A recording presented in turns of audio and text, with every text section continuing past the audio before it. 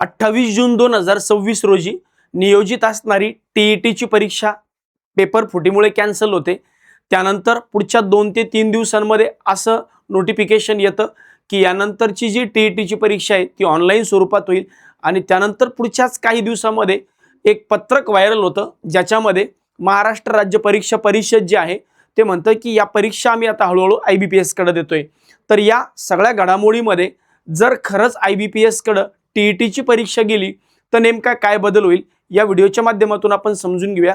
यापूर्वी सुद्धा मी एक व्हिडिओ टाकला होता ज्या व्हिडिओमध्ये मी सांगितलं होतं की खरंच टीईटीची परीक्षा IBPS कडे जाऊ शकते का, गेली तर म्हणजे जाण्याचे किती चान्सेस आहेत आणि सध्या IBPS कडे या परीक्षा घेण्याला काही लिमिटेशन्स आहेत का. तर हो, काही लिमिटेशन्स आहेत, पण जर राज्य सरकारने खूप ही गोष्ट मागणी लावून धरली आणि IBPS कडे ही परीक्षा गेली तर आपल्याला त्या पद्धतीने हळूहळू प्रिपेअर व्हावं लागेल. पहिला मुद्दा. दुसरा मुद्दा असा की TAIT नावाची जी परीक्षा आहे, टेट ज्याला आपण म्हणतो, ही परीक्षा सुद्धा IBPS कंडक्ट करतं. आता IBPS टेट परीक्षा कंडक्ट करतं आणि TET जर IBPS कडे गेली तर दोन्ही परीक्षा ॲट द सेम प्लॅटफॉर्मवर होईल. एकाच प्लॅटफॉर्मवर होण्याचा एक ॲडव्हान्टेज जो आहे हा तुम्हाला उद्या भविष्यामध्ये मिळू शकतो. कारण TAIT आणि TET या दोन्ही परीक्षांचा अभ्यासक्रम हा बऱ्यापैकी एका प्लॅटफॉर्मवर आल्यामुळे काही ना काही 100% फायदा हा येणाऱ्या भविष्यात काळामध्ये होईल.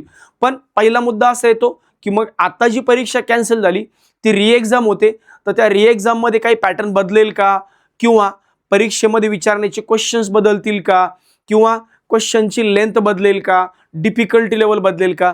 तर मला असं वाटत नाही की याच्यामध्ये काही फार मोठा बदल होईल. पण जो बदल मला एक्सपेक्टेड आहे, मी स्वतः बँकिंगच्या परीक्षांना मागच्या 13-14 वर्षांपासून शिकवतो.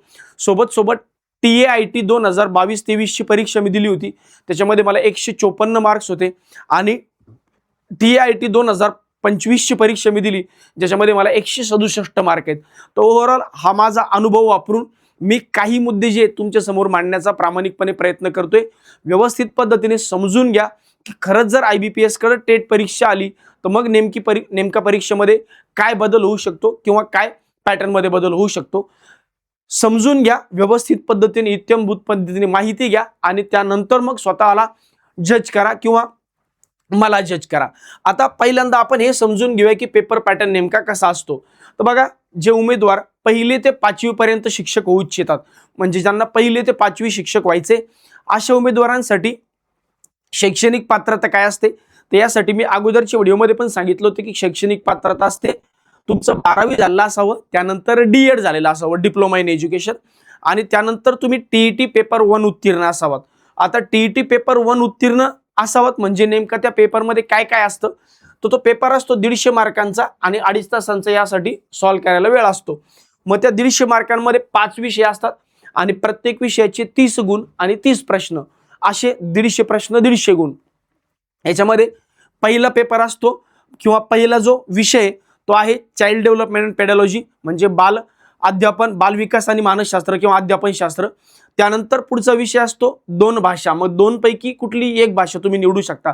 आता जर तुम्ही इंग्लिश मीडियमहून येता तर मग तुम्हाला पहिली भाषा इंग्रजी, दुसरी भाषा मराठी. जर तुम्ही मराठी मीडियम मधून शिक्षण घेतलंय किंवा DED मराठी मीडियम मधून कंप्लीट केले तर पहिली भाषा मराठी, दुसरी भाषा इंग्रजी असं कंपल्सरी करावं लागतं. जर तुम्ही उर्दू मीडियम मधून शिक्षण घेतलं किंवा उर्दू मीडियम मधून तुम्ही DED कंप्लीट केले, मग पहिली भाषा उर्दू, दुसरी भाषा मराठी इंग्रजी अशा पद्धतीने. त्यानंतर चौथा विषय असतो गणित आणि 5वा विषय असतो परिसर अभ्यास, इन्व्हायरमेंटल सायन्स. असे 5 विषय असतात. एकूण प्रत्येक विषयाला 30 मार्क, 30 प्रश्न, 150 गुणांची, 150 मार्कांची परीक्षा आणि 150 प्रश्नांची. प्रश्न सोडवण्यासाठी असतो 2.5 तासांचा वेळ. ज्यांना 6वी ते 8वी पर्यंतचा टीचर व्हायचंय, म्हणजे एखादा उमेदवार ज्याला 6वी ते 8वी पर्यंतचा टीचर व्हायचे, त्यासाठी शैक्षणिक पात्रता काय असते. त्यासाठी शैक्षणिक पात्रता असते BA BEd किंवा BSc BEd किंवा समतुल्य पदवी आणि BEd. मग BEd झाल्यामुळे किंवा बॅचलर ऑफ एज्युकेशन झाल्यामुळे तुम्ही 6वी ते 8वी साठी पात्र असता. आता यासाठी अभ्यासक्रम जो आहे किंवा पेपर 2 पास करावा लागतो, म्हणजे TET पेपर 2 पास करावा लागतो. 6वी ते 8वी च्या शिक्षकांना किंवा शिक्षक साठी पात्र होण्यासाठी तुम्हाला TET पेपर 2 पास करावा लागतो. आता TET पेपर 2 चा अभ्यासक्रम नेमका काय असतो, तर त्याच्यामध्ये एकूण विषय असतात 4. कोणते? पेपर 1 आणि पेपर 2 मध्ये तिन्ही विषय समान असतात. कोणते? बालमानसशास्त्र, अध्यापनशास्त्र म्हणजे चाइल्ड डेव्हलपमेंट अँड पेडॉलॉजी, भाषा 1, भाषा 2 इथेही परत तेच कॉम्बिनेशन आहे. आणि त्यानंतर गणित विज्ञान, जे सायन्स मधून बिलॉंग करतात त्यांना गणित विज्ञान घेऊन जावं लागेल. जे आर्ट्स मधून बिलॉंग करतात त्यांना सामाजिक शास्त्र किंवा सामाजिक शास्त्र म्हणजे ज्याला सोशल सायन्स आपण म्हणतो ते घेऊन जावं लागेल. मग गणित विज्ञान कुणाला घेता येईल? ज्यांचं BSc झालंय, BA झालंय त्यांना सामाजिक शास्त्र घेऊन जावं लागेल. मग पहिले जे 3 विषय असतात त्या 3 विषयाला 30-30 क्वेश्चन, 30-30 मार्क असतात. आणि पुढचा जो एक विषय गणित विज्ञान म्हणा किंवा सामाजिक शास्त्र म्हणा, याचे 60 प्रश्न असतात 60 गुणांसाठी. अशी ही सुद्धा 150 प्रश्नांची 150 मार्कांची परीक्षा. यासाठी सुद्धा कालावधी म्हणजे परीक्षा सोडवण्यासाठी वेळ असतो 2.5 तासांचा.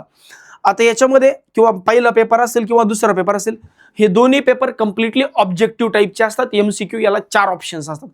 4 पैकी एक ऑप्शन तुम्हाला करेक्टली निवडायचं असतं. आता हा झाला पूर्ण पेपर पॅटर्न. मग आता नेमका जो बदल आहे IBPSच्या माध्यमातून काय होऊ शकतो, मला काय वाटतं बघा. IBPS ही जी संस्था आहे ही नेहमी ऍप्लिकेशन बेस किंवा आकलनावर आधारित प्रश्न विचारते. हे कधीच डायरेक्ट फॉर्म्युले किंवा डायरेक्ट व्याख्या, डायरेक्ट कन्सेप्टने विचारणार. हे आकलनावर आधारित तुम्हाला प्रश्न विचारणार. म्हणजे नेमकं कसं? तर आकलनावर आधारित प्रश्न म्हणजे सिच्युएशन बेस, केस स्टडी बेस, एखाद्या परिस्थितीवर आधारित प्रश्न की तुम्हाला ती संकल्पना किती चांगल्या पद्धतीने समजलेली आहे. जसं की उदाहरणार्थ एक सिच्युएशन आपण कन्सिडर करूया. IBPSच्या परीक्षेमध्ये अशा प्रकारचे प्रश्न टेटला मी ऑब्झर्व केले होते. सिच्युएशन अशी आहे की तुमच्या शाळेमध्ये वरतून पत्र गळत आहेत. शाळेमध्ये पत्रांची गळती होते किंवा पत्र गळत आहेत. मग पत्र गळत असताना त्या शाळेमध्ये नेमकं तुम्ही काय बदल करणार आहे, लगेचच्या लगेच तुम्ही त्याच्यावर काय ऍक्शन घेऊ शकता. मग त्यासाठी तुम्हाला 4 वेगवेगळे ऑप्शन दिले असतील. आता ऑफकोर्स आज जर पत्र गळायला लागले तर इमिडिएटली आपण लगेचच्या लगेच त्याची डागडुजी करू शकत नाही, कारण त्यासाठी फंड सँक्शन करणं या सगळ्या 12 भानगडी असतात. आपण स्वतःचा पैसा टाकून ते करू शकत नाही, कारण सरकारी कामामध्ये भरपूर अडथळे असतात. मग त्या सिच्युएशनला तुम्ही नेमका काय निर्णय घेतात, या 4 वेगवेगळे ऑप्शन्स दिले असतात, त्यातलं एक ऑप्शन निवडायचं असतं. सपोज अशी एक परिस्थिती आहे की 2 मुलांची भांडण झाली. त्यातला एका मुलाचे पालक शाळेमध्ये आलेत आणि त्यांचं म्हणणं आहे की मला दुसऱ्या मुलावर ऍक्शन घ्यायची, काही ना काही ऍक्शन त्याच्यावर घ्यायची. तुम्ही या परिस्थितीला कसं हाताळताल, कसं डील करताल, अशा प्रकारचे आकलन बेस्ड क्वेश्चन जे हे IBPSच्या माध्यमातून या विषयावर येऊ शकतात, चाइल्ड डेव्हलपमेंट अँड पेडॉलॉजीवर.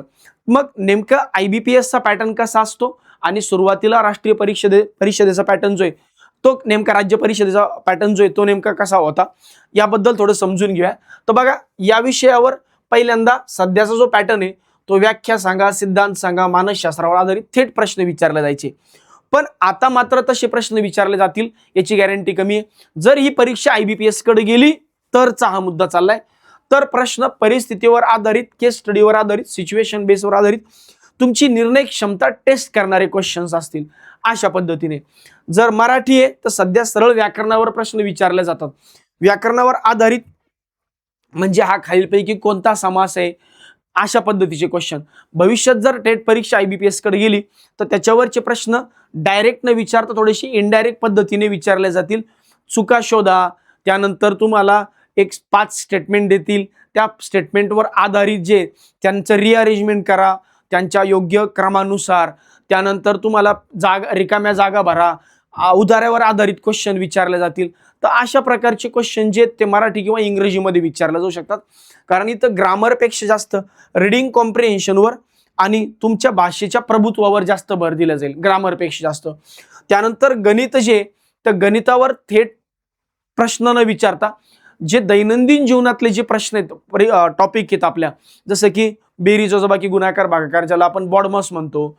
त्यानंतर तुमच्या दैनंदिन जीवनातले नफा तोटा, शेकडेवारी, सरळ व्याज, चक्रवाढ व्याज. तर अशा प्रकारचे क्वेश्चन जे हे जास्त बघायला मिळतील जर परीक्षा टेटकडे गेली तर. आणि जर तुम्ही पर्यावरण अभ्यास किंवा परिसर अभ्यासावर जर प्रश्न बघितला एन्व्हायरमेंटल सायन्सवर, तर इथं पण तुम्हाला डायरेक्ट प्रश्न विचारले जाणार नाही.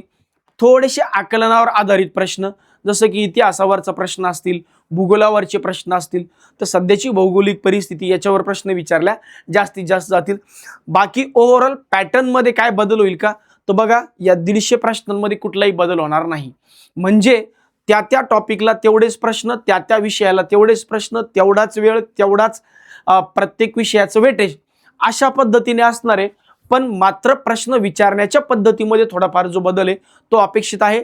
कधी परत मी म्हणतोय, जर ब्रॅकेटमध्ये परीक्षा IBPS कडे गेली तर आता हे जाण्याचे किती चान्सेस आहेत नाही आहेत याबद्दल मला असं वाटतं याच्या विषयावर सध्या चर्चा करणं थोडंसं घाईचं ठरेल. सध्या कुठलंही ऑफिशियल नोटिफिकेशन आपल्या हातात नाहीये, पण तरी पण हा व्हिडिओ टाकण्यामागचं रिझन असे की मला वाटतं की भविष्यातले टीचर जे आहेत हे ॲडॅप्टेबल असले पाहिजे, त्यांनी कुठल्याही परिस्थितीसोबत जुळून घेतलं पाहिजे.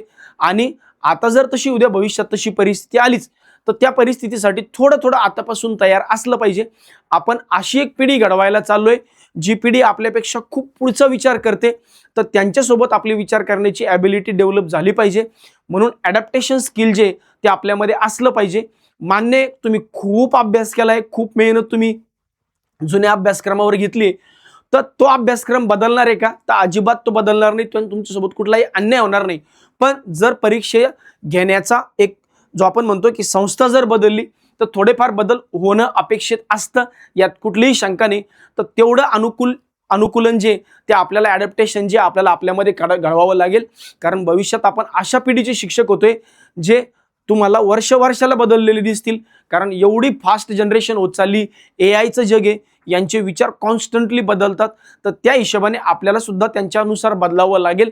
आणि आपल्याला शिक्षकांची अशी पिढी जर घडवायची असेल तर आपल्यालाही थोडे स्वतःमध्ये बदल घडून काही गोष्टीला अगोदरच तयार राहावं लागेल. यासाठी हा व्हिडिओ जो आहे हा तुमच्यापर्यंत घेऊन येण्याचा मी प्रयत्न केला. मग ओव्हरऑल निष्कर्ष काय निघतो, तर आतापर्यंत जे परीक्षेत प्रश्न विचारले हे तुम्हाला काय माहिती आहे याच्यावर प्रश्न विचारले. जर IBPS कडे ही परीक्षा गेली तर त्या माहितीचा तुमच्या दैनंदिन जीवनात नेमका कसा वापर करायचा याच्यावर प्रश्न जास्त विचारले जातील. तुमच्या पाठांतरापेक्षा जास्त तुमच्या तर्कशक्तीवर, विचारशक्तीवर, संकल्पनेवर, तुमच्या आकलन क्षमतेवर जास्त प्रश्न विचारल्या जातील. यासाठी हळूहळू आपण मेंटली प्रिपेअर राहावं असंच मला असं वाटतं. बाकी अशाच प्रकारचे नवनवीन संकल्पना, नवनवीन व्हिडिओ पाहण्यासाठी आपल्या ई-सारथी, TET आणि टेट या यूट्यूब चॅनलला नक्की सबस्क्राईब करून ठेवा. कारण याच्यावर आपण अत्यंत महत्त्वपूर्ण आणि जेन्युइन माहिती जी आहे ही नेहमी तुमच्या समोर घेऊन येत असतो. धन्यवाद.